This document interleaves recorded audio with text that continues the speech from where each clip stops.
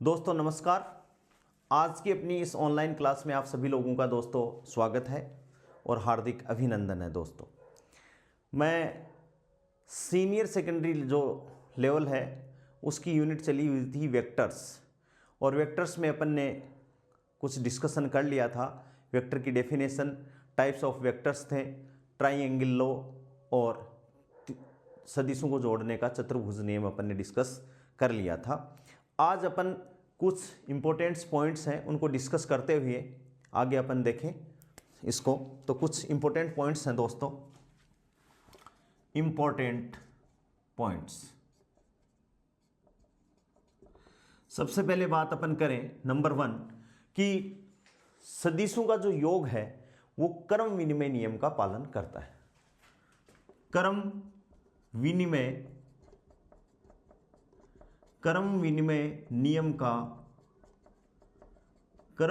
नियम का पालन करता है। अर्थात अपन जैसे a प्लस b कोई अपने पास में योग है तो इसको अपन कितना लिख सकते हैं, b प्लस a लिखेंगे तो भी योग समान ही आएगा, अर्थात इस पे कोई प्रभाव नहीं पड़ेगा दोस्तों। तो इसे अपन क्या कहेंगे कि सदिशों का जो योग है वो क्रम विनिमय नियम का पालन करता है। दूसरा जो पॉइंट है दोस्तों वो क्या है कि साहचर्य क्या करता है, साहचर्य नियम का पालन करता है। सदिशों का योग है वो साहचर्य नियम का पालन करता है, अर्थात a प्लस बी प्लस सी, कोई आपके पास में 3 वेक्टर्स हैं जो ऐड हुए हैं। अब b और c साथ में है तो b प्लस सी बराबर क्या कर देंगे, a प्लस बी प्लस क्या कर देंगे c, तो भी ये क्या आएगा, बराबरी आएगा। अर्थात अपन ये कह सकते हैं कि ये साहचर्य नियम का पालन करता है। इंपॉर्टेंट बातें हैं। तीसरी बात, अपने सत्य असत्य क्वेश्चन में दोस्तों आ सकते हैं कि निम्न में से असत्य कथन बताइए। तो सदिशों का योग क्रम विनिमय नियम का पालन करता है और उस टाइम पे अपने ये कंफ्यूज हो जाता है कि कौन सा सही होगा कौन सा गलत होगा, तो अपन थोड़ा सा इनको ध्यान में रखें। दूसरा है जब दो सदिश समांतर हैं, अर्थात थीटा इक्वल्स टू, उनके बीच का कोण दोस्तों कितना है, थीटा इक्वल्स टू 0 डिग्री है, तो उनका परिणामी अधिकतम होगा। और होगा कितना, R maximum equals to a plus B का मोड और मैक्सिमम।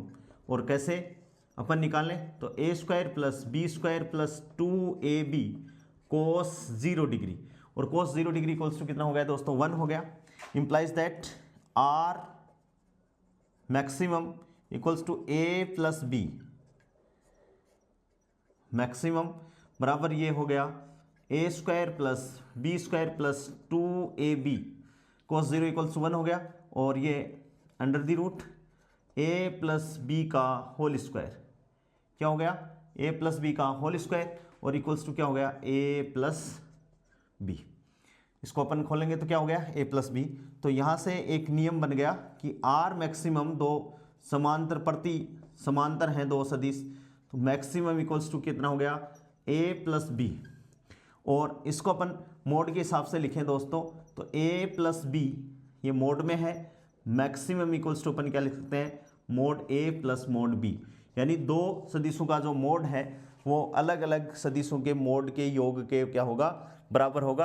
अपन इस बात को भी ध्यान में रखें। तो दो सदिश यदि समांतर हैं तो उनका परिणामी अधिकतम होगा, कितना होगा, a प्लस बी होगा। और a प्लस बी मैक्सिमम ये मोड में है तो इसको अपन क्या लिखेंगे, mode a plus mode b भी अपन लिख सकते हैं दोस्तों। चौथा नियम देखिए, यदि दो सदिश यहाँ तो समांतर हैं, प्रति समांतर हो, जब दो सदिश प्रति समांतर क्या हो दोस्तों, प्रति समांतर हो, अर्थात थीटा की वैल्यू कितनी हो, 180 डिग्री होगा, तो R मिनिमम, तो अपन लिख सकते हैं उनका परिणामी न्यूनतम, उनका परिणामी कितना होगा भाई, न्यूनतम होगा। और वो कितना होगा, R minimum equals to a plus B minimum, mod में लिख रहा हूं मिनिमम। इसका मतलब प्लस में आए चाहे माइनस में आए, मोड में है। और ये क्या होगा, under the root A square plus B square plus 2ab cos 180 degree, क्योंकि प्रति समांतर है। और ये मैं जो ये फॉर्मूला लिख रहा हूँ ये दो सदिशों का परिणामी सदिश का फॉर्मूला है जो अपन ने डिस्कस कर लिया है।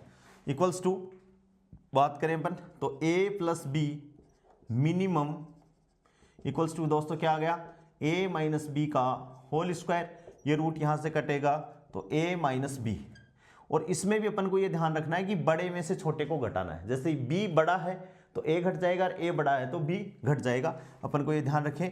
तो r minimum equals to a plus B, ठीक है, मोड मिनिमम बराबर क्या आ गया, मोड a माइनस बी आ गया।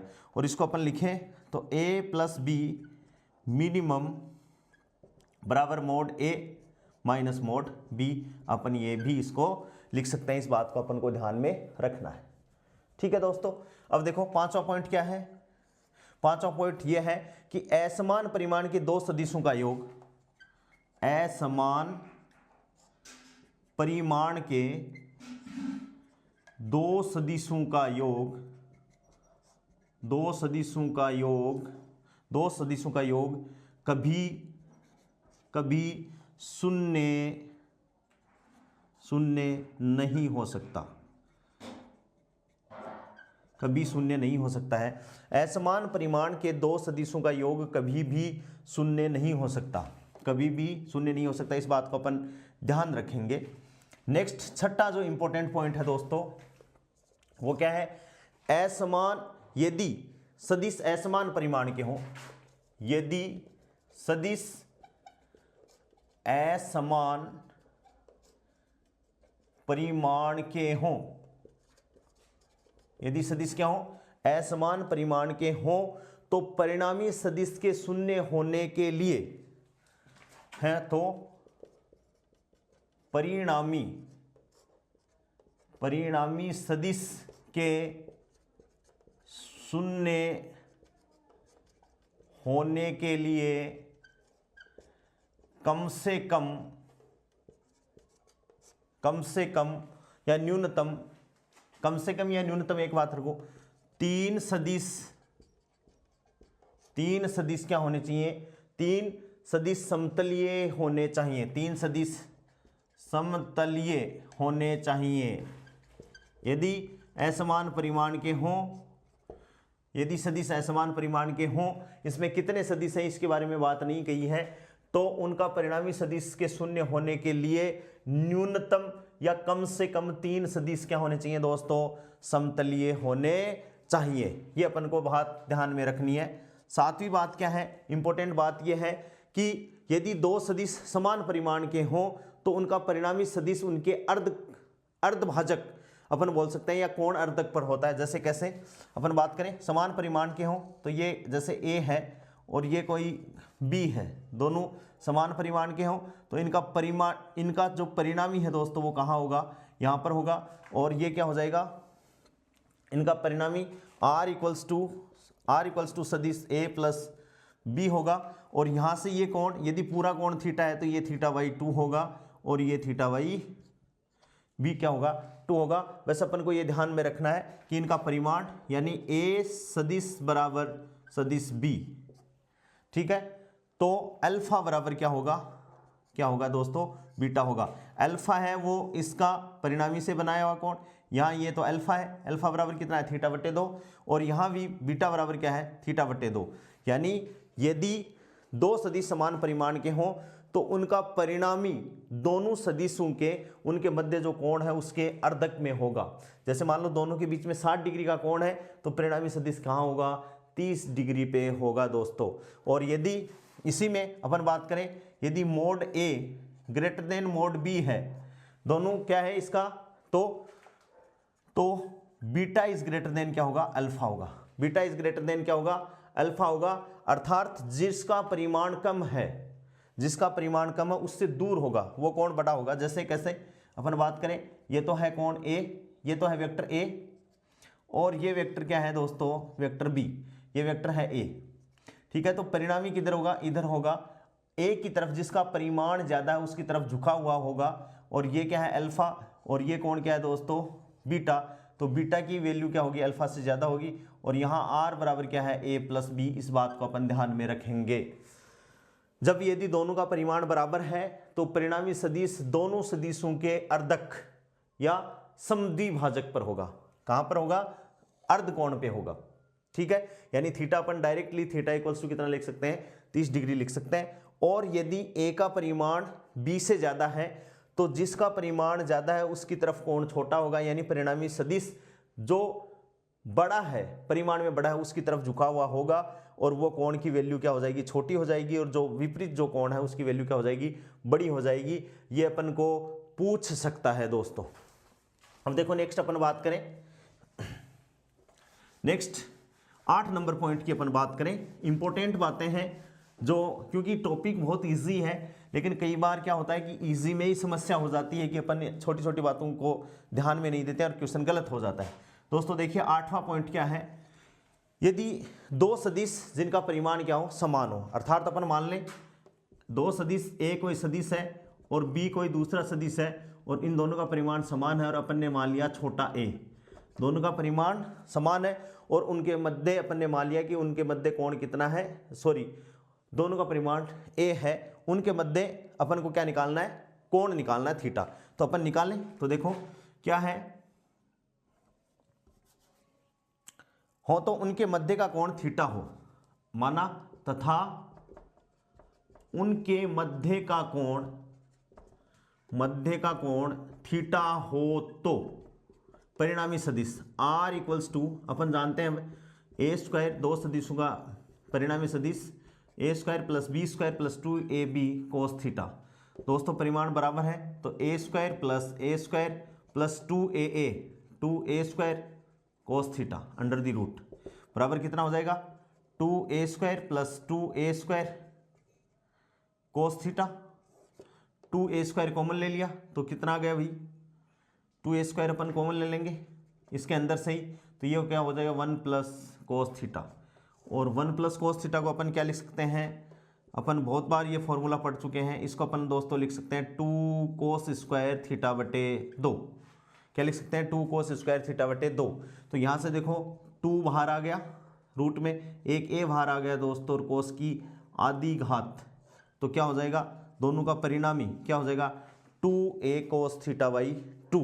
ये अपन को याद रखना है। और यहाँ से अब अपन केस लगा सकते हैं, क्या केस लगाएं, इसमें 8वें पॉइंट में पहली स्थिति लिखें, यदि theta equals to 120 degree, theta equals to अपन कितनी कर दें 120 डिग्री कर दें, तो दोस्तों आर इक्वल्स टू कितना हो जाएगा 2a गुणा कोस 60 डिग्री। और कोस 60 डिग्री की वैल्यू कितनी होती है 1/2 भाई, साइन 30 की जो वैल्यू होती है वो कोस 60 डिग्री होती है, तो 1/2 जैसे ही करोगे तो आर की वैल्यू कितनी आ जाएगी ए आ जाएगी। अर्थात थीटा इक्वल्स टू 120 डिग्री होगा तो आर परिणामी सदिश क्या हो जाएगा ए प्लस बी दोनों जुड़ जाएंगे, और बराबर क्या हो जाएगा बराबर ए का मोड बराबर बी का मोड बराबर क्या हो जाएगा दोस्तों ए। ये इस हिसाब से अपने पास में वैल्यू आ जाएगी। थीटा यदि 120 डिग्री है तो परिणामी सदिश क्या होगा ए प्लस बी दोनों के योग के बराबर, और वो किसके बराबर होगा बराबर ए का परिमाण बराबर बी का परिमाण, और बराबर कितना हो जाएगा बराबर ए जो अपन ने माना है उसके बराबर हो जाएगा दोस्तों। ठीक है, और यहाँ से एक लाइन है, यदि दो एकांक सदिशों का, ये इंपॉर्टेंट बात आ गई मैं लिख देता हूँ यहाँ से, इसी इक्वेशन के आधार पर अपन क्या लिखें, इंपॉर्टेंट वेरी इंपॉर्टेंट, यदि दो एकांक सदिशों का परिणामी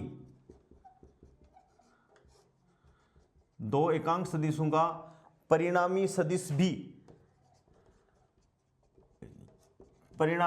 भी एकांक सदिश हो तो उनके मध्य कोण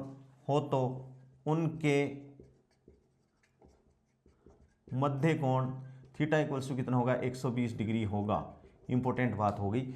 या इसको घुमा के भी कह सकता है कि यदि दो एकांक सदिशों के मध्य का कोण 120 डिग्री है तो उनका परिणाम भी क्या होगा, एक एकांक सदिश ही होगा। इंपॉर्टेंट बात बन गई। यहां से देखो 2a है तो जितना अपन ने एम्पलीट्यूड माना था a के बराबर उसके बराबर ही थीटा इक्वल्स 2 है तो क्या आ गया, a आ गया।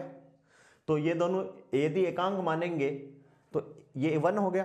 एकांक सदिश का परिमाण कितना होता है दोस्तों, 1 होता है, 1 1, तो ये भी क्या आएगा, 1 आएगा। तो अपन ये कह सकते हैं कि यदि दो एकांक सदिशों का परिणामी सदिश भी एकांक सदिश हो तो उनके मध्य कोण थीटा बराबर 120 डिग्री होगा। या इसी लाइन को अपन क्या लिख सकते हैं, यदि दो एकांक सदिशों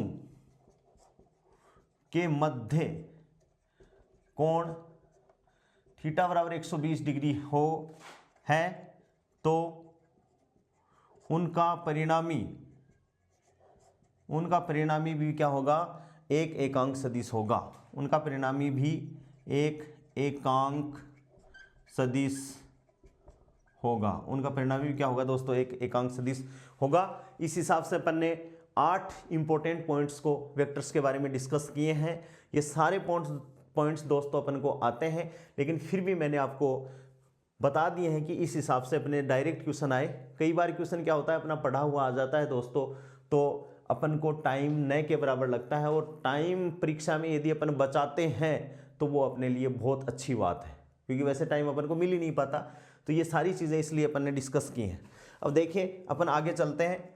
2 से अधिक सदिशों के योग का नियम, और 2 से ज़्यादा यदि सदिश हैं दोस्तों तो उस नियम को अपन 2 से ज़्यादा यदि 3 है तो त्रिभुज नियम है, 4 है तो चतुर्भुज नियम है, और 4 से ज़्यादा अपने पास में कोई वेक्टर्स होते हैं दोस्तों तो उनको अपन कौन से नियम से बोलते हैं, बहुभुज नियम से। तो नेक्स्ट इंपॉर्टेंट बात अपने क्या आ जाएगी, 2 से अधिक सदिशों के योग का 2 से अधिक सदिशों के योग का बहुभुज नियम।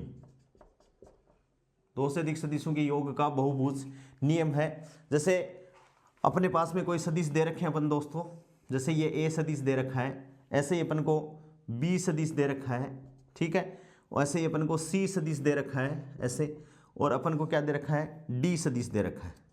क्या दे रखा है, d सदिश दे रखा है। इनको अपन जोड़ के, ये अलग अलग सदिश दे रखे हैं अपन को, और इनको अपन जोड़ के एक ऐसे सदिश बना दें। कैसे बना दें, जैसे मान लो अपन ने बना दिया ये a सदिश, फिर इसमें डायरेक्शन अपन चेंज नहीं करेंगे, ये b सदिश, ठीक है दोस्तों। फिर क्या है, c सदिश, तो c को इसी डायरेक्शन में इसके पैरेलल अपन कहीं भी रिप्लेस कर सकते हैं, ये c सदिश है। फिर अपन के पास में क्या आया दोस्तों, d, तो d को अपन ऐसे बना दें इसके पैरेलल, तो ये d सदिश, ठीक है। तो अब इसके विपरीत क्रम में यदि ये r सदिश हो, बाकी देखो सारे के सारे क्या है, एक क्रम में, ये तीर का निशान इधर है, ये तीर का निशान इधर है, ये तीर का निशान इधर है, ये तीर का निशान इधर है, तो इन सब का योग r इक्वल्स टू क्या हो जाएगा, यदि अपन निकाल लें तो या तो डायरेक्ट आप जोड़ दें इसको, या देखो a सदिश प्लस b सदिश प्लस c सदिश प्लस d सदिश। या दोस्तों एक तरीका तो ये हो गया कि सारे यदि सदिश क्रम से हैं और एक सदिश विपरीत क्रम में है, तो विपरीत क्रम का जो सदिश है वो सारे सदिशों के योग के बराबर होगा। या आप त्रिभुज का नियम लगाएं तो देखो, सबसे पहले अपन इनका योग निकाल लें, इसको मान लें t, तो देखो ये t मान लें, फिर ये t आ गया अपने पास में, t के बाद में यहाँ से आप करें, इसको क्या मान लें आप, s मान लें, फिर इसको कर दें। तो सबसे पहले देखो t की वैल्यू कितनी आएगी, a प्लस बी। यहाँ से देखो t की वैल्यू कितनी आ जाएगी दोस्तों, a प्लस बी। अब अपन निकालें s की वैल्यू, तो s वेक्टर इक्वल्स टू क्या हो जाएगा, t प्लस सी। तो क्या हो जाएगा, t प्लस सी आ जाएगा। तो t प्लस सी का मतलब क्या है, a प्लस बी प्लस क्या हो जाएगा दोस्तों, c। और फिर अपन को r चाहिए, तो r वेक्टर इक्वल्स टू क्या हो जाएगा, s vector plus d vector. तो s vector plus d vector, तो s वेक्टर क्या है दोस्तों, a plus b plus c, और प्लस क्या आ जाएगा, d वेक्टर आ जाएगा। इस हिसाब से ये बहुभुज नियम को अपन क्या कर लेंगे, फॉलो कर लेंगे कि 3 3 का योग अपन निकाल सकते हैं दोस्तों, ठीक है। इसके बाद में अपन बात करें कि यदि किसी बंद बहुभुज में सदिशों का समान क्रम प्राप्त होता है। जैसे समान क्रम का मतलब क्या है कि जैसे इसमें मैंने विपरीत क्रम में बनाया है दोस्तों, ये इसको विपरीत क्रम में बनाया, इसको समान क्रम में ही बना दें अपन r को, कि भाई आर है वो किस क्रम में है, समान क्रम में है। तो समान क्रम में है तो इसको विपरीत क्रम में करेंगे दोस्तों, तो ये क्या हो जाएगा, विपरीत क्रम में जैसे दे रखा है अपन को ऐसा दे रखा है। 1 मिनट इसको उतार लिया हो तो देखो, इसको अपन ऐसे कर देते हैं। इसी डायग्राम को मैं नेक्स्ट बात करता हूं, इंपॉर्टेंट बात है, मैं लिख देता हूं पहले। यदि किसी बंद बहुभुज में, यदि किसी बंद बहुभुज में, यदि किसी बंद बहुभुज में सदिशों का समान क्रम प्राप्त होता है, सदिशों का समान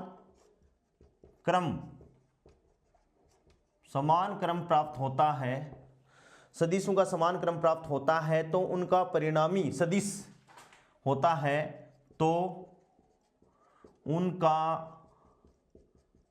परिणामी सदिश है, तो उनका परिणामी सदिश शून्य सदिश होता है। शून्य सदिश, उनका परिणामी सदिश शून्य सदिश होता है। दोस्तों देखिए ये चित्र है, इसको मैं इसी हिसाब से एडजस्ट कर रहा हूं।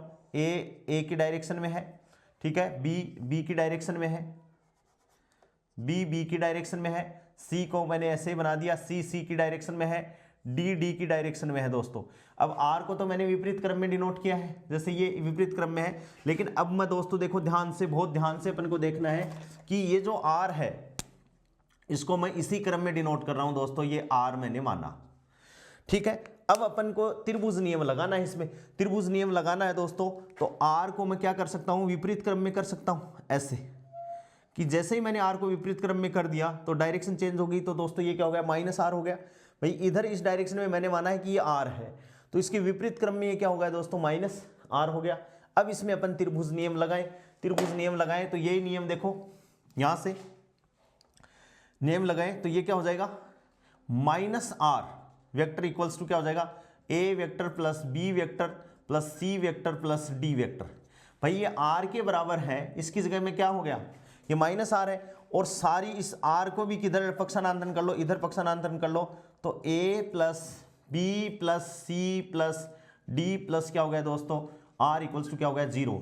अर्थात इस आर की जगह अपन क्या मान लें, कोई एस वेक्टर मान ले, तो ये क्या हो जाएगा, माइनस एस इक्वल्स टू, क्योंकि आर में आप कंफ्यूज रहते हो कि परिणामी है, तो ये क्या हो गया, अपन ये कह सकते हैं कि यदि किसी बंद बहुभुज की सारी भुजाएं एक ही क्रम में है, एक ही क्रम में कैसे, जैसे मान लो ए कोई वेक्टर है, बी कोई दूसरा वेक्टर है, सी यदि उसी क्रम में है, तो ये क्या होगा, इन तीनों का योग दोस्तों क्या होगा, ए प्लस बी प्लस सी बराबर क्या होगा, 0 होगा। यही बात मैंने लिखी है, यदि किसी बंद बहुभुज में सदिशों का समान क्रम प्राप्त होता है, समान क्रम का मतलब कि एक सदिश के सिर से दूसरे सदिश का पूंछ ही जुड़ा हुआ हो, समान क्रम में होता है, तो उनका परिणामी सदिश क्या होगा दोस्तों, उनका परिणामी सदिश शून्य सदिश होता है। तो उनका परिणामी सदिश क्या होगा, शून्य सदिश होगा, और यहां से अपन ये भी बात निकाल सकते हैं। नेक्स्ट बात है, यदि समान परिमाण के n समतलीय सदिशों को इस प्रकार व्यवस्थित किया जाए कि दो क्रमागत सदिशों के बीच का कोण समान हो, दो क्रमागत सदिशों के बीच का कोण समान हो, तो उनका परिणामी सदिश सदैव क्या होगा, शून्य सदिश होता है। ध्यान से इस बात को, यदि समान परिमाण के n का मतलब है एस साइकिल, n भुजा जब किसी बहुभुज की मिलती है तो वो क्या बनता है दोस्तों, सर्कल बनता है। तो अपन क्या कहें कि उनके बीच का कोण क्या हो, समान हो। तो यदि समान परिमाण के n समतलीय सदिशों को इस प्रकार व्यवस्थित किया जाए कि दो क्रमागत सदिशों के बीच का कोण समान हो, तो उनका परिणामी सदैव क्या होगा, शून्य सदिश होगा। तो उनका परिणामी सदिश क्या होगा, सदैव शून्य सदिश होता है दोस्तों। तो ये समझ में आ गई होगी बहुभुज नियम। अब अपन पढ़ते हैं दो सदिशों का वेकलन। वेकलन का मतलब उनको सदिशों को अपन घटाएं कैसे, तो दो सदिशों का वेकलन।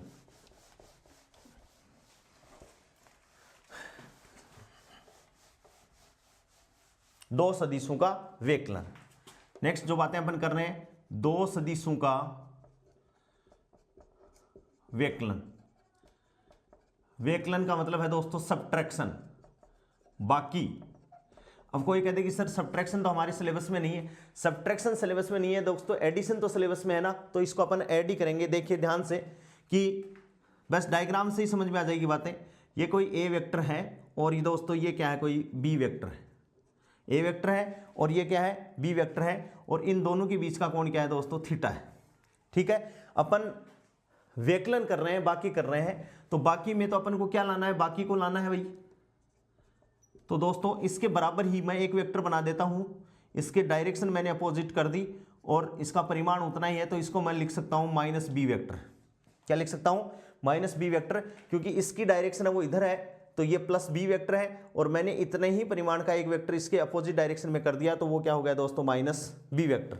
ठीक है, अब ये ए वेक्टर है, इस बी को मैं यहां पैरेलल एकदम ऐसे, क्योंकि इसके तीर का निशान, ये ए का तीर का निशान है और ये बी के तीर का निशान है, तो ये क्या आ गया दोस्तों, बी वेक्टर आ गया, ए वेक्टर बी वेक्टर। लेकिन ये बी वेक्टर थोड़ी है, ये माइनस बी के पैरेलल है, तो ये माइनस बी वेक्टर है, और इसको विपरीत क्रम में मैं मिला देता हूं, ये रहा विपरीत क्रम। देखो इसमें ए वेक्टर है वो क्रम से हो गया, बी माइनस बी वेक्टर भी क्रम से हो गया, और ये क्या है, इनका परिणामी सदिश, यानी ये क्या है दोस्तों, आर। ये क्या है, परिणामी है। तो वही सदिशों को जोड़ने के त्रिभुज नियम से अपन लगाएं, तो देखो ए सदिश और प्लस का निशान माइनस बी सदिश और इक्वल्स टू क्या हो जाएगा दोस्तों, आर सदिश।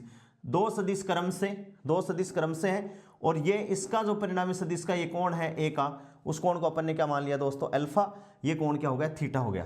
तो यहां से अपन बात करें तो आर इक्वल्स टू क्या हो गया, A vector minus B vector. क्या हो गया, R vector equals to A vector minus B vector. अपन इसको ऐसा लिख सकते हैं। क्या अपन ये कह सकते हैं, ए से बी को घटाने के लिए बी की सदिश अपन क्या कर देते हैं, विपरीत कर देते हैं। ये विपरीत कर दी और इसके पैरेलल अपन ने क्या कर दिया, बी को कर दिया। तो दोस्तों ये क्या बन गया, एक त्रिभुज बन गया, और ये त्रिभुज बन गया तो अपन इसमें लगा सकते हैं सदिशों को जोड़ने का त्रिभुज नियम। अब दोस्तों जो अपना टारगेट है वो क्या है, ए, क्योंकि अपन बाकी कर रहे हैं तो इसको अपन लिख सकते हैं A vector plus minus B vector. तो दोस्तों अब एक तो अपना टारगेट है ये ए और एक क्या है, माइनस बी। तो यहां से अपन देखें इस बी के साथ में कोण कितना है, वही 180 डिग्री। कोण कितना है, 180 डिग्री। इसमें से ए का इतना कोण दे दिया, तो अब ए और माइनस बी के बीच में कोण कितना होगा दोस्तों, ए और माइनस बी की, ये पूरा क्या है 180। तो अब ये वाला और ये वाला कोण कितना हो गया दोस्तों, 180 डिग्री माइनस थीटा। क्या हो गया, 180 डिग्री माइनस थीटा। तो दो सदिशों का परिणामी सदिश यानी ए सदिश माइनस बी सदिश का मोड बराबर क्या हो गया, अंडर द रूट। ठीक है, और ये क्या हो गया, A square plus B square plus 2ab और कोस 180 डिग्री माइनस थीटा हो गया। क्योंकि जब अपन a माइनस बी कर रहे हैं, व्यकलन कर रहे हैं, तो a के बीच में a और माइनस बी के बीच का कोण अपन को देखना है। इस टाइम पे अपन कोण थीटा नहीं लेंगे, अपन ये माइनस बी है और ये a है, तो ये वाला कोण लेंगे। इसमें ये वाला कोण इतना थीटा है, तो ये वाला बचा हुआ कोण कितना हो गया, 180 डिग्री माइनस थीटा हो गया। और कोस 180 डिग्री माइनस थीटा बराबर क्या होता है दोस्तों, माइनस का कोस थीटा। क्या होता है, माइनस का कोस थीटा, ये नियम है। ठीक है, तो इंप्लाइज दैट यहां से a माइनस बी का मोड बराबर क्या हो जाएगा, ए स्क्वायर प्लस बी स्क्वायर और माइनस 2ab कोस थीटा। और इसको अपन क्या कर सकते हैं, a माइनस बी का होल स्क्वायर कर सकते हैं क्या, नहीं कर सकते, क्योंकि इसमें क्या है दोस्तों, कोस थीटा की वैल्यू अपने पास में है। और यहाँ से अपन टेन अल्फा निकालें, तो टेन अल्फा जो अपन पहले निकाले थे वो क्या है, b साइन थीटा बटे a minus B cos theta. इतना ही अंतर है, बस नीचे वाला साइन है वो क्या आ जाएगा, माइनस में आ जाएगा। तो दिशा तो क्या होगी, टेन अल्फा बराबर b साइन थीटा बटे a minus B cos theta, और a minus B A square plus B square minus 2ab cos theta हो गया है दोस्तों। जहाँ थीटा है वो क्या है, a व b के मध्य का कोण है। अब ये फॉर्मूला आने के बाद में इस फॉर्मूले में थीटा a व b के मध्य का कोण है। यहाँ अपन ये जो लिख रहे हैं थीटा, वो 180 डिग्री माइनस जो थीटा आया है वो a व माइनस बी के मध्य का कोण है। ठीक है, और जैसे अपन ने ये फॉर्मूला लगा दिया कि कोस 180 डिग्री माइनस थीटा बराबर माइनस कोस थीटा, तो यहां जो ये थीटा आ गया दोस्तों वो किसके बीच में है, a व b के मध्य का कोण है। इस बात को अपन को ध्यान में रखना है। अपन बाकी हो गया, अब अपन बात करते हैं दोस्तों इंपॉर्टेंट फैक्ट्स। Important facts. जैसे अभी अपन ने योग के लिए पढ़े वैसे अपन बाकी के लिए पढ़े। तो सबसे पहले तो बात करें अपन कि सदिशों का जो व्यकलन है, सदिशों की जो बाकी है घटाव है, वो क्रम विनिमय नियम का पालन नहीं करती है। यानी अपन कह सकते हैं कि a माइनस बी सदिश बराबर क्या हो गया, b माइनस ए करें तो ये दोनों दोस्तों क्या नहीं है, बराबर नहीं है। अर्थात अपन ये कह सकते हैं कि सदिशों का व्यकलन है वो क्रम विनिमय नियम का पालन नहीं करता है। दोस्तों दूसरी बात है कि सदिशों का जो व्यकलन है, जो साचर्य जो नियम अपन ने लगाया था, वो साचर्य नियम अपन क्या लगाए कि a माइनस बी माइनस सी बराबर ये a माइनस बी माइनस सी अपन करें तो ये भी क्या नहीं करता, इस नियम को फॉलो नहीं करेगा दोस्तों। यानी ये साचर्य नियम का पालन भी, क्रम विनिमय नियम का पालन नहीं करता, साचर्य नियम का भी दोस्तों क्या नहीं करता होता, पालन नहीं होता है। इस बात को अपन ध्यान में रखेंगे। और तीसरी बात क्या है कि यदि a सदिश और b सदिश और इसका परिमाण अपने पास में क्या हो गया, a माना, और दोनों के बीच में कोण कितना है, कोण बराबर थीटा है, तो परिणामी सदिश की वैल्यू क्या होगी, अपन ध्यान रखेंगे a माइनस बी का मोड बराबर a स्क्वायर, ये होगा a स्क्वायर प्लस दूसरा भी क्या है a स्क्वायर, और माइनस क्या हो गया माइनस 2a स्क्वायर, a है, और दोस्तों कितना हो गया कोस थीटा, और इसमें अपन कॉमन ले लें तो कितना हो गया 2a स्क्वायर, और ये क्या हो गया 1 माइनस कोस थीटा, और 1 माइनस कोस थीटा बराबर कितना होगा दोस्तों, 1 माइनस कोस थीटा बराबर 2 साइन स्क्वायर थीटा बटे 2। वहाँ क्या था 2 कोस स्क्वायर थीटा बटे 2 था, अब माइनस आ जाएगा तो क्या हो गया 2 साइन स्क्वायर थीटा बटे 2, और यहाँ से इस बात को अपन करें तो 2a square into 2 sine square theta बटे 2, और यहाँ से ये क्या हो जाएगा 2a साइन थीटा बटे 2। तो इस बात को भी अपन को ध्यान में रखना है कि a माइनस बी यदि है दोस्तों तो ये क्या होगा 2a साइन थीटा बटे 2, और यदि यहाँ a प्लस बी है तो ये क्या होगा 2a कोस थीटा बाई 2। ये इंपॉर्टेंट बातें हैं दोस्तों।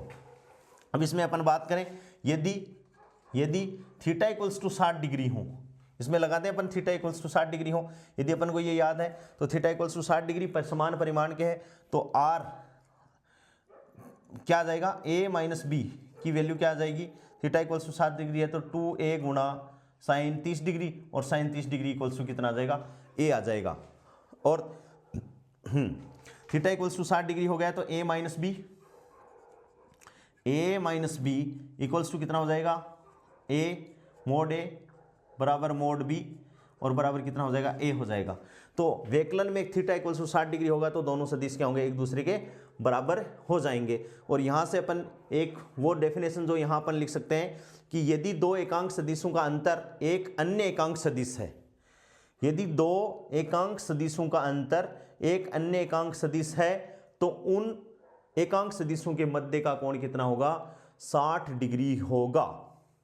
उनके मध्य का कोण कितना होगा, 60 डिग्री होगा। फिर से देख लीजिए इस लाइन को, यदि दो एकांक सदिशों का अंतर एक एकांक सदिश है, क्योंकि देखो इन दोनों का परिमाण है वो एक एकांक सदिश के बराबर आया है, थीटा तो a के बराबर हो गया, इनका अंतर एक परिणामी सदिश हो गया, एकांक सदिश हो गया। इसमें अपन मानेंगे तो देखो दोस्तों ये a है और ये भी a आया, तब इनके मध्य का कोण कितना 60 डिग्री है। तो अपन ये कह सकते हैं कि दो एकांक सदिशों का अंतर यदि एक अन्य एकांक सदिश है जिनके परिमाण बराबर हैं तो उन एकांक सदिशों के मध्य का कोण दोस्तों कितना होगा, 60 डिग्री होगा। या यदि दो एकांक सदिशों के मध्य का कोण 60 डिग्री है तो उनका अंतर भी क्या होगा, एकांक सदिश ही होगा। इस बात को अपन को ध्यान में रखना है। हाँ, भौतिक राशि में जब भी अपन किसी, जैसे वेग है, वेग एक सदिश राशि है, बल एक सदिश राशि है, वैसे ही अपन आवेग की बात करें वो भी एक सदिश राशि है, संवेग भी एक सदिश राशि है। तो भौतिक राशि में जब भी अपन किसी सदिश राशि को अंतर के रूप में लिखते हैं, बात को ध्यान रखिएगा, जब भी अपन भौतिक फिजिक्स में अपन किसी भी वेक्टर क्वांटिटी को अंतर के रूप में लिखते हैं दोस्तों, तो अपन उसमें सदिश रूप में ही उसको लिखा जाता है। जैसे डेल्टा v को अपन लिखें तो v1 माइनस v2 या v2 माइनस v1, इसको अपन वेक्टर फॉर्म में ही लिखते हैं, और वही क्या है, सदिशों का व्यकलन है। यही क्या है दोस्तों, सदिशों का व्यकलन है, ध्यान दीजिएगा। ठीक है, अब देखो मैं दो क्वेश्चन है, हाँ समझ में आ गया होगा सदिशों का व्यकलन बहुत सिंपल है। अब अपन बात करते हैं सिंपल से, एक दो क्वेश्चन है उनको अपन करते हैं फिर आगे बढ़ते हैं, समझ में आ रही होगी बातें। हाँ क्वेश्चन है, क्वेश्चन 1 क्या है, दिए गए विस्थापन सदिश के, क्वेश्चन है दिए गए विस्थापन सदिश के कौन से युग्म का योग, दिए गए विस्थापन सदिश के कौन से युग्म, विस्थापन सदिश के कौन से युग्म का योग 13 सेंटीमीटर परिमाण का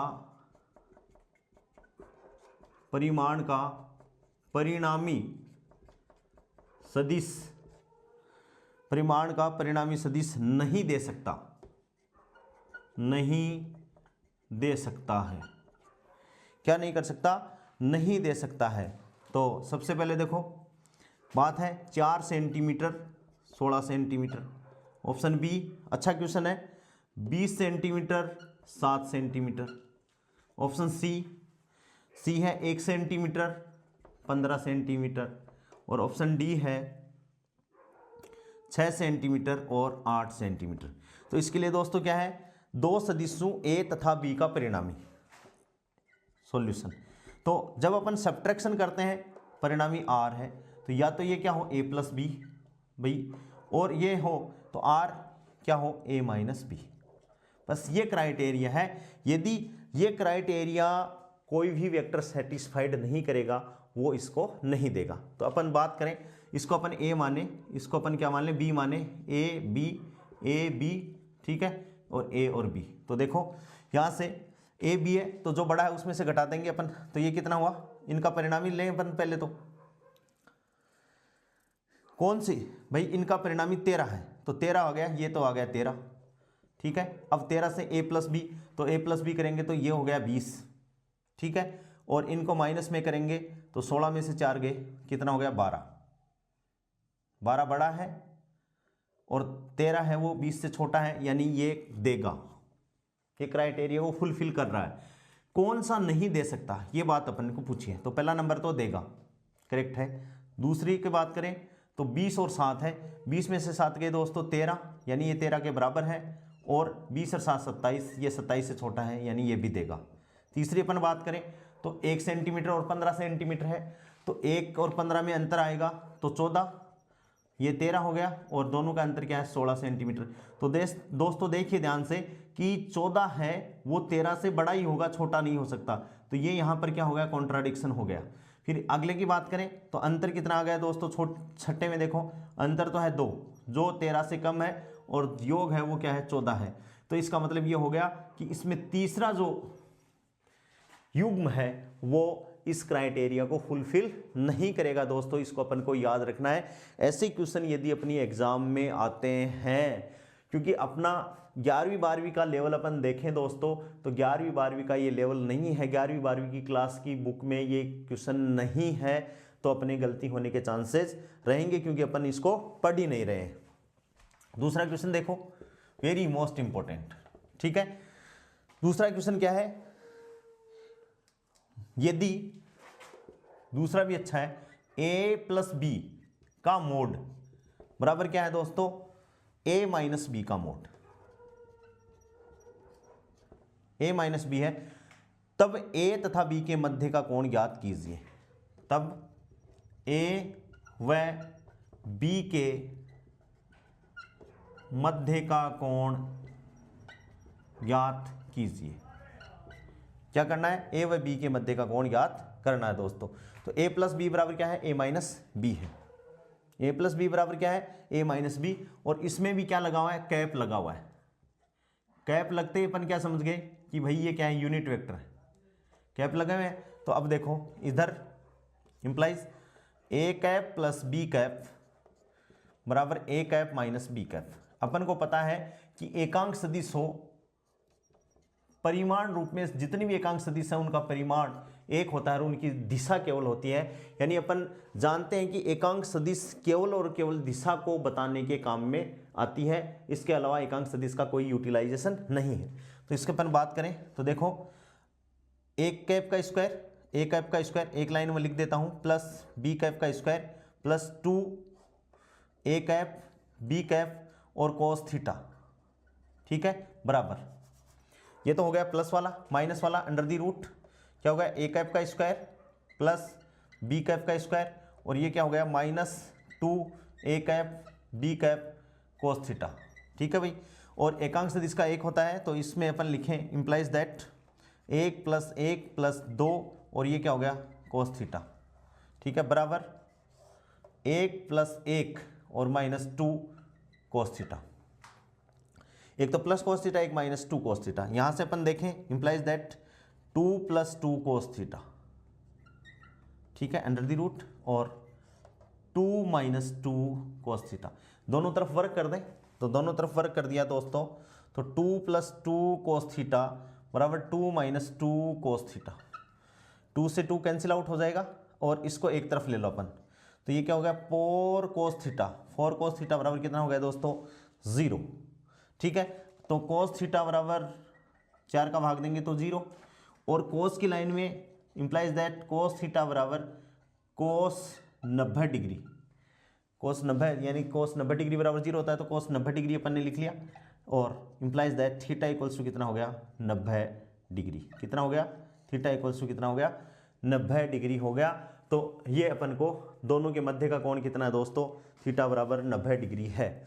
ये अपन को क्वेश्चन इस हिसाब से लगाने चाहिए। इस क्वेश्चन से कहीं अच्छा ये क्वेश्चन है क्योंकि ये वाले क्वेश्चन तो नॉर्मली अपन कर रहे हैं, ठीक है, लेकिन ये वाला क्वेश्चन अपन मोस्टली नहीं करते हैं 12वीं के लेवल में, तो इसको अपन को ध्यान में रखना है। दोस्तों देखिए आगे अपन बात करते हैं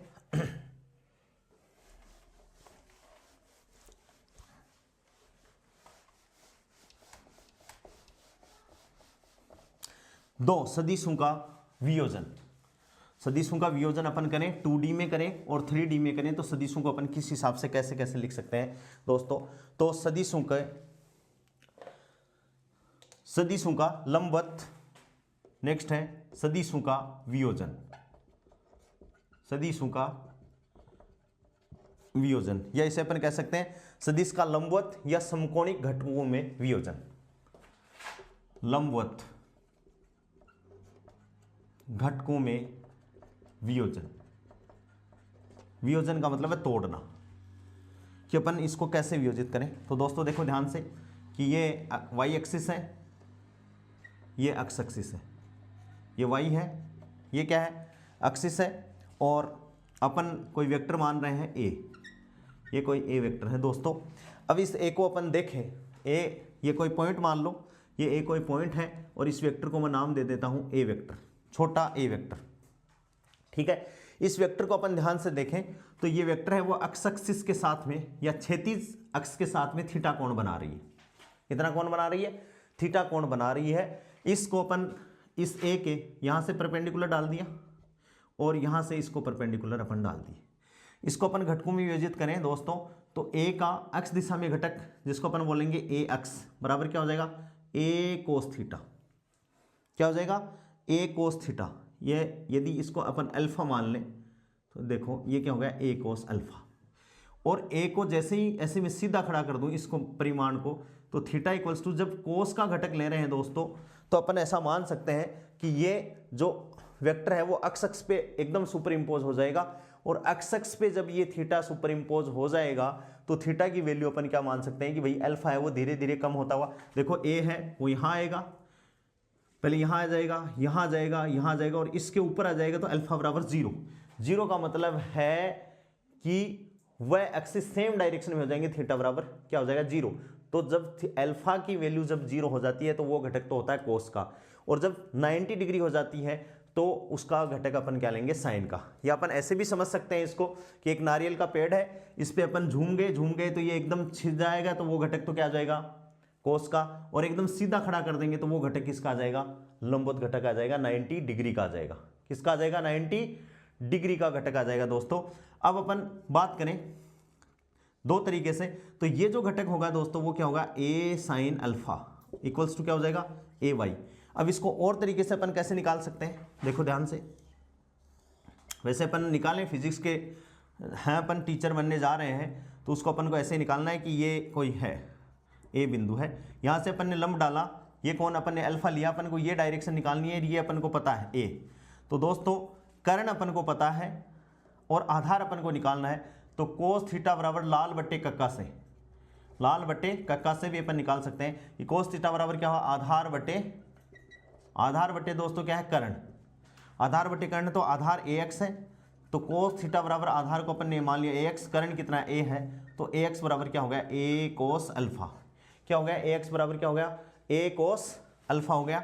ऐसे ही अपन यहाँ से निकालें तो अपन को ये वाला निकालना है, तो ये लंबवत घटक निकालना है अपन को, तो लंब बटे कर्ण, भाई लंब निकालना है यानी ए वाई निकालना है, कर्ण अपन को दे रखा है, तो साइन थीटा बराबर लंब बटे कर्ण, ठीक है। लंब कितना है भाई, साइन थीटा बराबर लंब है ए वाई और कर्ण कितना है ए, तो ए वाई बराबर क्या हो गया दोस्तों, ए साइन अल्फा, क्या हो गया, ए साइन अल्फा। तो आप चाहो तो डायरेक्ट ऐसा मान सकते हो कि जब जिस एक्सिस के साथ में थीटा यदि 0 हो जाता है वो तो घटक है कोस का, और जिसमें थीटा, जिस एक्सिस के साथ में थीटा 90 डिग्री का कोण बना लेता है वो घटक किसका है, साइन का।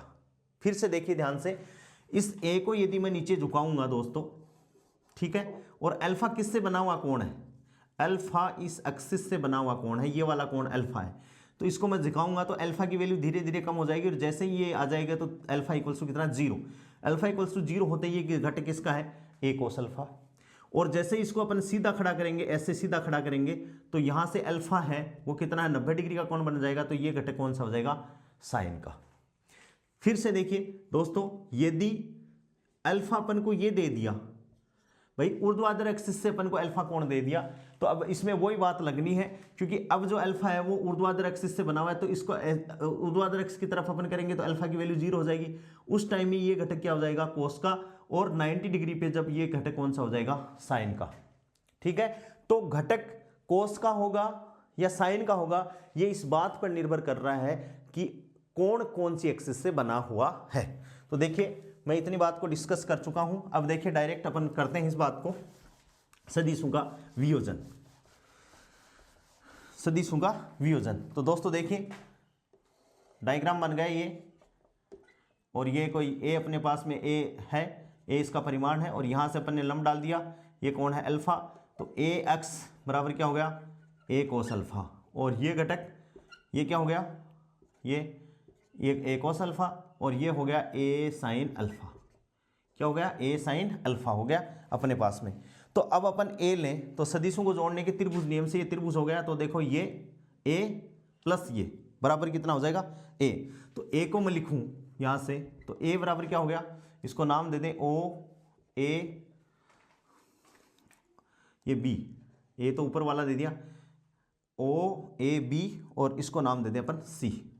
तो देखो ए बराबर क्या हो गया, ए बराबर ओ ए बराबर ये कर्ण हो गया।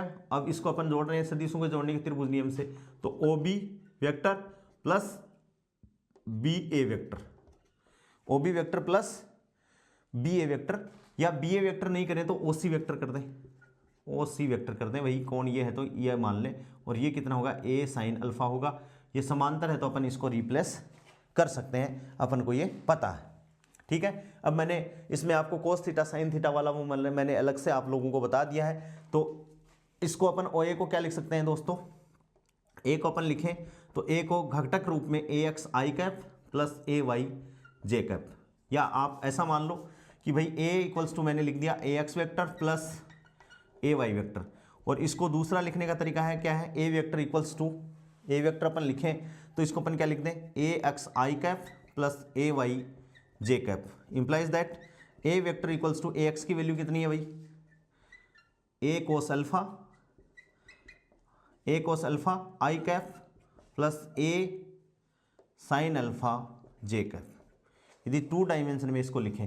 अब कोई बार क्वेश्चन ये आ जाता है कि घटक करें क्यों, तो दोस्तों ये जो ए है वो ना तो एक्स एक्स दिशा में है ना वाई एक्स दिशा में है, तो अपन इस घटकों से अपन ये पता लगा सकते हैं कि ए का एक्स डायरेक्शन में तो कितना कंट्रीब्यूशन है और वाई डायरेक्शन में इसका कितना कंट्रीब्यूशन है, तो उस हिसाब से अपन इसके घटक ले सकते हैं। यहाँ से इसका परिमाण अपन निकाल लें, तो ए का परिमाण निकालें तो या तो वैसे निकाल लें अपन, दोनों के बीच में थीटा इक्वल्स टू क्या है भाई ए और तो अल्फा दे रखा है, तो वैसे निकालेंगे तो क्या हो जाएगा A X square plus A Y square under the root, दोनों का परिणामी सदिश, ठीक है। A cos alpha I cap plus A sine alpha J cap, अपन जानते हैं कि आई कैप के गुणांक का स्क्वायर प्लस जे कैप के गुणांक का स्क्वायर, तो जैसे जोड़ेंगे तो ए एक्स स्क्वायर प्लस क्या आ जाएगा ए वाई स्क्वायर, या और यहाँ से टेन अल्फा बराबर वही लंब बटे आधार, तो टेन अल्फा बराबर क्या हो जाएगा ए वाई बटे ए एक्स, यहाँ से वैल्यू ये वैल्यू अपन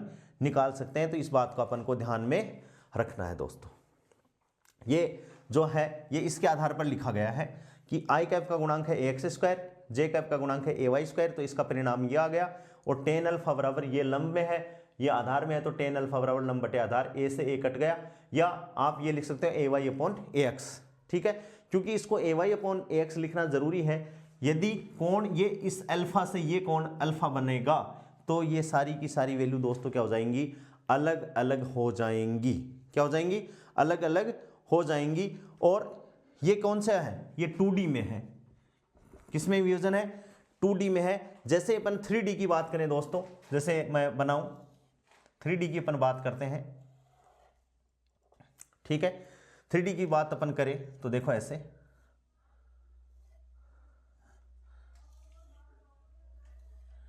ये मैंने बना दिया, ये 3D की अपन बात करें, और इसको अपन क्या ले लें एक्स वाई एक्सिस, इसको ले लें एक्स एक्सिस, और इसको दोस्तों अपन क्या लें जेड एक्सिस।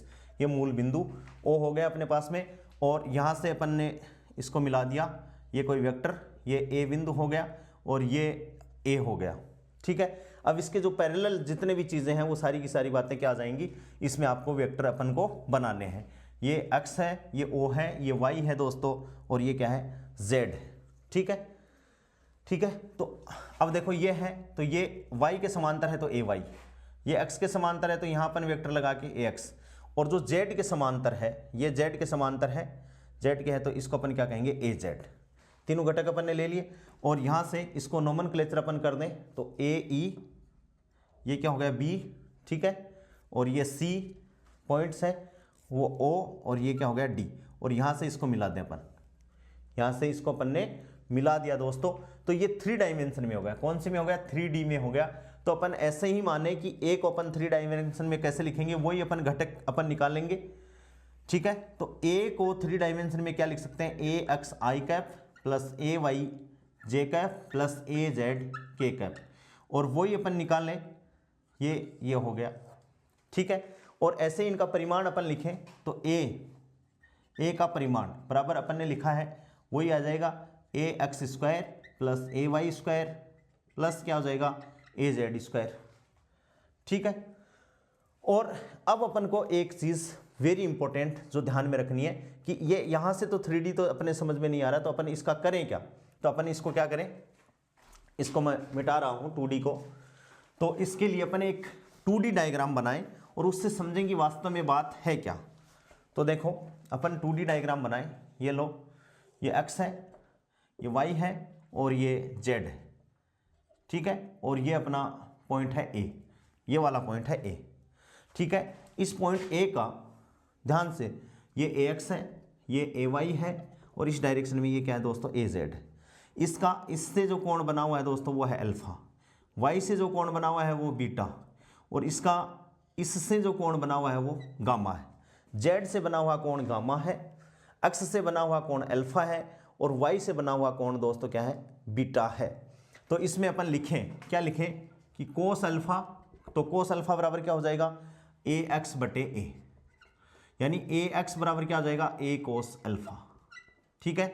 ऐसे ही कोस बीटा, तो इसको अपन क्या लिखें ए वाई अपॉन ए, तो ए वाई बराबर क्या हो जाएगा दोस्तों ए कोस बीटा, ए वाई बराबर क्या हो जाएगा ए कोस बीटा। ऐसे ही कोस गामा, तो क्या हो जाएगा A Z upon A, implies that A Z बराबर क्या हो जाएगा ए कोस गामा, क्या हो गया ए कोस गामा। और इन कोस अल्फा, कोस बीटा और कोस गामा, इनको दोस्तों अपन क्या बोलते हैं, कोज्याएं। क्या बोलते हैं, कोज्या। ठीक है, साइन को अपन बोलते हैं ज्या। जैसे याद रखना, साइन थीटा को अपन हिंदी में बोलते हैं ज्या, कोस थीटा को अपन बोलते हैं दोस्तों कोज्या, और टेन थीटा को अपन बोलते हैं स्पर्शज्या। क्या बोलते हैं, स्पर्शज्या। ये कोज्या हैं और ये किसके लिए काम में आ रही है, डायरेक्शन को बताने के लिए काम में आ रही है। तो यहां इसको अपन क्या कहेंगे, दिक् कोज्या। क्या कहेंगे दोस्तों, दिक् कोज्याएं। क्या कहेंगे, दिक् कोज्याएं। अब यहां से एक ही बात करें तो देखो, ए को मैं इसको वर्क करूं तो ये क्या होगा, ए स्क्वायर बराबर ए X square plus A Y square plus A Z square. यहाँ से इसकी वैल्यू पुट करें तो ए स्क्वायर बराबर, इस सब में देखो ए है, ए एक्स का स्क्वायर करेंगे तो ए स्क्वायर तो ले लूँ कॉमन, तो क्या होगा, cos square alpha plus cos square beta plus cos square gamma. A square से ए स्क्वायर कट हो गया तो इंप्लाइज दैट एक फॉर्मूला आ गया, cos square alpha plus cos square beta plus cos square gamma बराबर कितना आ गया दोस्तों, 1। वेरी इंपॉर्टेंट, ये पूछा जाता है कई बार। ठीक है, कोस square alpha plus cos square beta plus cos square gamma बराबर 1। और अपन कह सकते हैं कि दिक् कोज्याओं के वर्ग का योग क्या होता है, 1 होता है। यदि इसको अपन साइन में डिनोट करना चाहें तो अपन जानते हैं कि cos square theta equals to क्या होता है, 1 माइनस साइन स्क्वायर थीटा। तो देखो 3 बार लिखेंगे, ये 1 है ही, तो इसको अपन लिखें तो कैसे लिख पाएंगे,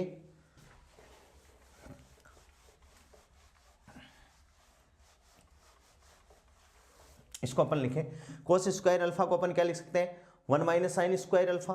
तो यहाँ से देखो, एक 1 माइनस साइन स्क्वायर अल्फा यहाँ से, एक 1 माइनस साइन स्क्वायर अल्फा यहाँ से, एक 1 minus sine square, 1 minus sine square alpha, 1 minus sine square beta, 1 minus sine square gamma. तो 3 जुड़ गए, तो 3 minus sine square alpha plus sine square beta plus sine square gamma बराबर क्या है, 1।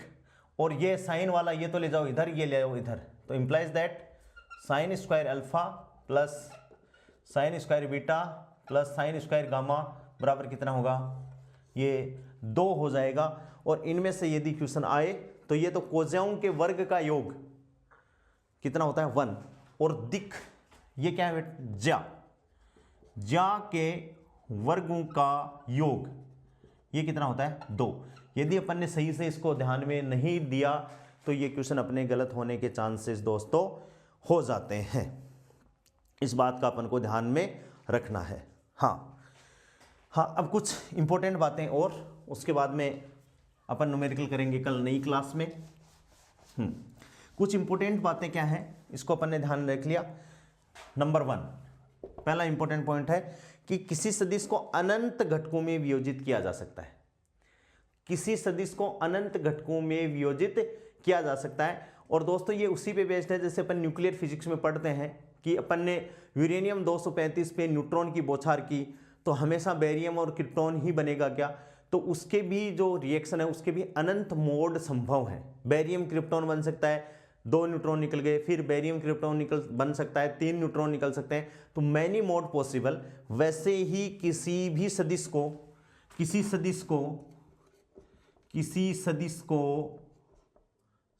को अनंत घटकों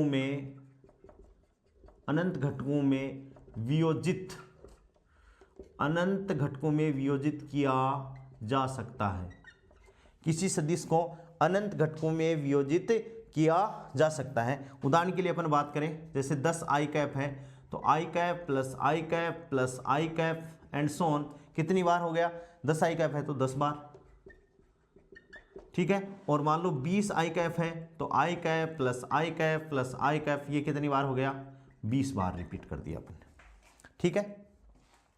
हाँ, क्वेश्चन नंबर 2, पॉइंट नंबर 2, किसी सदिश के एक तल में अधिकतम 2 समकोण घटक हो सकते हैं।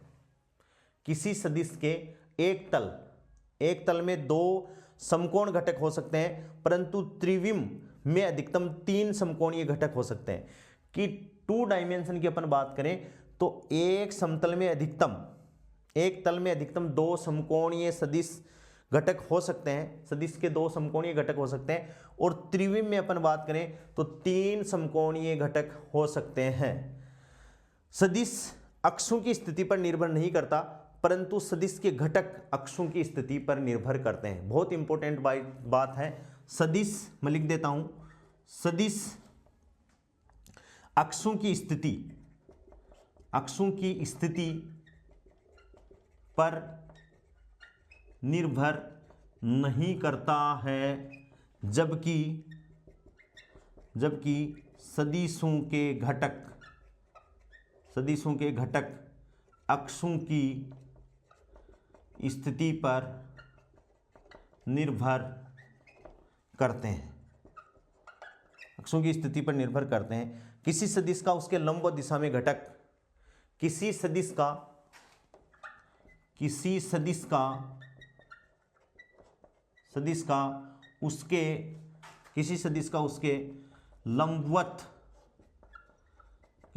उसके लंबवत दिशा में घटक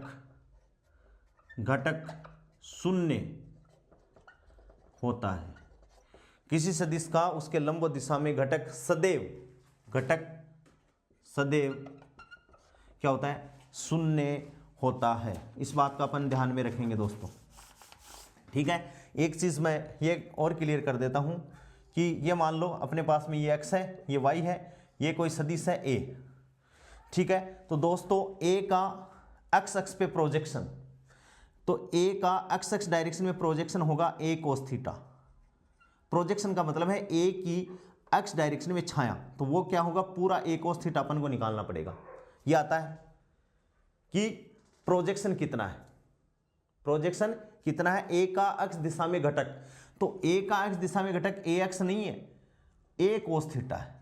कई बार इसकी वैल्यू भी अपन से कैलकुलेट करवाता है। और a का y दिशा में जो घटक होता है दोस्तों, वो a का y डायरेक्शन में प्रोजेक्शन है, उसको अपन बोलेंगे ay, तो वो होता है a sin थीटा।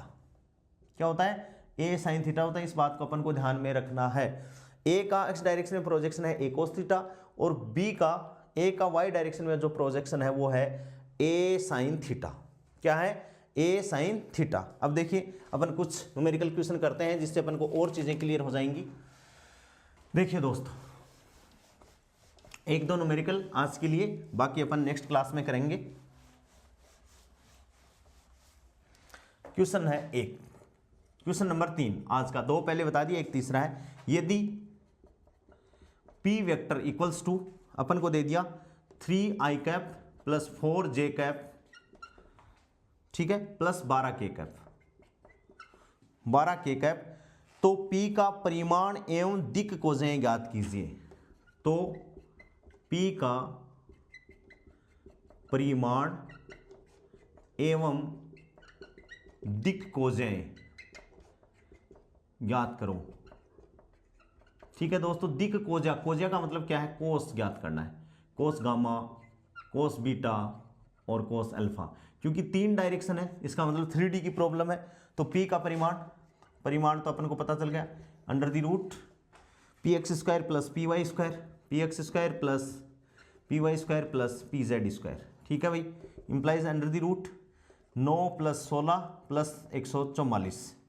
तो 9 प्लस 16 कितना हो गया भाई, 25, 144 कितने हो गए, 169, और 169 हो गए तो 73 6900, कितना आ गया, 13 आ गया। अब दी कोस है, तो कोस अल्फा बराबर अपन ने लिखा था px बटे p, यही क्या था, तभी तो अपन ने कहा था ax बराबर a कोस अल्फा, ay बराबर a कोस बीटा और az बराबर a कोस गामा। तो px अपॉन p, तो px अपने पास में क्या है, इसको अपन करें तो p equals to px i cap plus py j cap plus pz k cap, ठीक है। तो px अपॉन p, तो ये कितना है दोस्तों, कोस अल्फा बराबर 3/13, ठीक है। ऐसे ही कोस बीटा बराबर कितना, py यानी 4/13, ठीक है। ऐसे ही कितना हो गया, कोस गामा बराबर क्या हो जाएगा, pz अपॉन p, तो कितना हो जाएगा 12/13, उत्तर आ जाएगा। इसमें कोई भी अपन को अगला कोई भी क्वेश्चन पूछ सकता है जिससे अपन इसका आंसर दे सके, ठीक है। नेक्स्ट क्वेश्चन है क्वेश्चन नंबर 4। क्या क्वेश्चन है, आई कैप प्लस जे कैप द्वारा एक्स तथा वाई अक्षों के साथ बनाए गए कोण ज्ञात करो। बनाए गए कोण ज्ञात करो। ठीक है, बनाए गए कोण ज्ञात अपन को करना है। तो दोस्तों 2 डायमेंशन है, आई कैप जे कैप है, तो 2 डायमेंशन में अपन जानते हैं ए वेक्टर इक्वल्स टू अपन ने एक परिमाण में लिखे तो A X square plus A Y square under the root, तो ए आई कैप है तो आई कैप का स्क्वायर यानी एक यूनिट वेक्टर है तो एक का स्क्वायर प्लस एक का स्क्वायर बराबर कितना हो गया अंडर दी रूट 2। ठीक है, क्या ज्ञात करना, बनाए गए कोण ज्ञात करना अपन को। तो कोस अल्फा भाई ये है आई कैप प्लस जे कैप है, तो ये एक्स डायरेक्शन है, ये वाई डायरेक्शन है, और ये आई कैप प्लस जे कैप है, तो उनका परिमाण बराबर है। तो यहां से देखो अपन बात करें तो क्या हो गया, cos alpha cos alpha cos alpha, तो कोस अल्फा बराबर क्या हो गया ए एक्स अपॉन ए। तो ए एक्स अपॉन ए का मतलब क्या हो गया भाई, ए एक्स अपॉन इसका अपन लिखें तो इसका जो नियतांक है यहाँ पर 1 है, कुछ नहीं है तो नियतांक 1 और बट्टे 2, तो अल्फा बराबर कितना हो गया दोस्तों 1/2। कोस की लाइन में कितने की वैल्यू होती है, एक्स अपॉन ए सॉरी रूट 2 का मतलब कोस 45 डिग्री और अल्फा बराबर 45 डिग्री। ठीक है भाई, और ऐसे ही कोस बीटा की बात अपन करें तो ए वाई अपॉन ए तो 1/√2, ये भी क्या हो गया कोस 45 डिग्री, यानी अल्फा बराबर 45 डिग्री, बीटा बराबर भी 45 डिग्री, और इसका परिमाण कितना हो गया दोस्तों, ए बराबर क्या हो गया आई कैप प्लस जे कैप। यानी जब दो समान परिमाण के हों, इनका परिमाण एकांक सदिश से समान है, तो इनका जो परिणामी सदिश होगा इसके लंब समद्वि भाजक पर होगा। कहां पर होगा, इसके अर्धक लंब अर्धक पर हो जाएगा इसका परिणामी सदिश। ठीक है दोस्तों, अब देखिए नेक्स्ट क्वेश्चन देखिए कि ये क्वेश्चन नंबर 2 हो गए।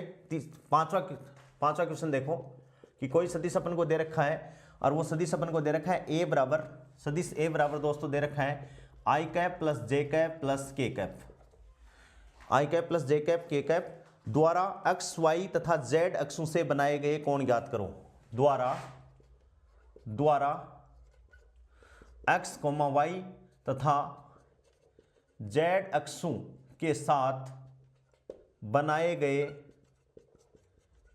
गए कोण ज्ञात करो।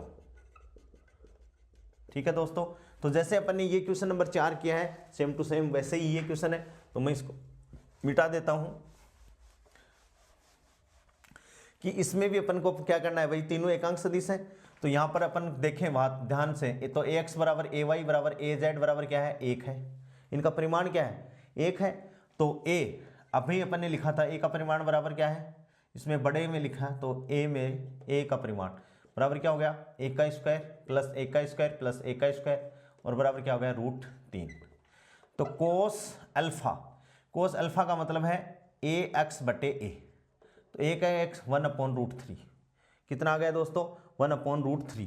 तो alpha equals to cos inverse 1/√3, क्योंकि कोस की लाइन में 1/√3 किसी की वैल्यू नहीं होती तो अपन ने ऐसा लिख लिया। ऐसे ही कोस बीटा बराबर क्या हो गया ए वाई अपॉन ए बराबर कितना हो गया 1/√3। तो यहाँ से बीटा इक्वल्स टू कितना हो गया कोस इनवर्स 1/√3। ऐसे ही गामा अपन करें तो कोस गामा बराबर क्या हो गया ए जेड अपॉन ए यानी 1/√3। तो गामा बराबर कोस इनवर्स 1/√3। ये तीनों आ गई, अल्फा बीटा और गामा की बात अपने पास में आ गई। ये क्वेश्चन नंबर हो गए 5। क्वेश्चन नंबर 6 देखिए दोस्तों, क्या है कि 4 न्यूटन का एक बल ऊर्ध्वाधर से 60 डिग्री का कोण बनाता है। ध्यान से देखिए, ऊर्ध्वाधर से यानी ये x है ये y है, और कितने का 4 न्यूटन का बल ऊर्ध्वाधर से 60 डिग्री का कोण बनाता है। ऊर्ध्वाधर से 60 डिग्री का कोण बना रहा है, यानी 4 न्यूटन का बल ऊर्ध्वाधर से यानी खड़ी लाइन से, ऊर्ध्वाधर का मतलब खड़ी लाइन से, ऊर्ध्वाधर से 60 डिग्री का कोण बनाता है। कितने का कोण बनाता है 60 डिग्री का कोण बना रहा है। इसके क्षैतिज व ऊर्ध्वाधर घटक ज्ञात कीजिए। इसके क्षैतिज व ऊर्ध्वाधर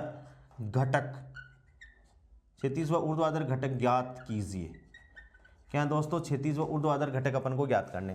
तो इसका ये ऊर्ध्वाधर घटक, तो देखो अब इसका मैं ऊर्ध्वाधर से ये कर रहा है तो ऊर्ध्वाधर घटक दोस्तों इसका क्या होगा कोण कहाँ से बना, ऊर्ध्वाधर से बना हुआ है, तो इसको अपन यदि ए मान लें तो ये क्या होगा, ए कोस 60 डिग्री होगा, क्योंकि ये वाला क्या है, कोस का इधर लेंगे तो थीटा इक्वल्स टू 0 डिग्री हो जाएगा, क्योंकि थीटा ऊर्ध्वाधर से बना हुआ है। तो ये क्या होगा, ए कोस, तो कितना होगा 4 गुणा कोस 60 डिग्री का मतलब क्या, इतना हो गया 1/2 बराबर कितना, 2 न्यूटन। बल की बात कर रहे हैं ना, तो 4 न्यूटन गुणा 1/2, और 36 कितना हो गया दोस्तों, 36 बराबर क्या हो जाएगा, ए साइन 60 डिग्री। ए साइन 60 डिग्री तो 4 न्यूटन गुणा √3/2, क्योंकि साइन 60 डिग्री की वैल्यू √3/2 होती है, तो ये क्या हो गया, 2√3 न्यूटन आ गया। कितना आ गया, 2√3 इसका आंसर आ गया है दोस्तों। तो इस हिसाब से बहुत सिंपल ये क्वेश्चन है जिनको अपन को लगाने हैं, और यदि इन क्वेश्चनों को अपन बहुत अच्छे से कर लेंगे तो अपने पास में कॉन्फिडेंस डेवलप हो जाएगा। अब भी मैं आप लोगों को ये रिक्वेस्ट कर रहा हूँ दोस्तों कि पढ़ाया हुआ समझ में आ रहा है, आप लोगों को अच्छा लग रहा है, तो इस चैनल को ज़्यादा से ज़्यादा अपने दोस्तों के साथ में, अपने संबंधियों के साथ में शेयर करें, ताकि अपन लाइव क्लास इसकी चला सकें दोस्तों। आज के लिए इतना ही, बहुत बहुत धन्यवाद।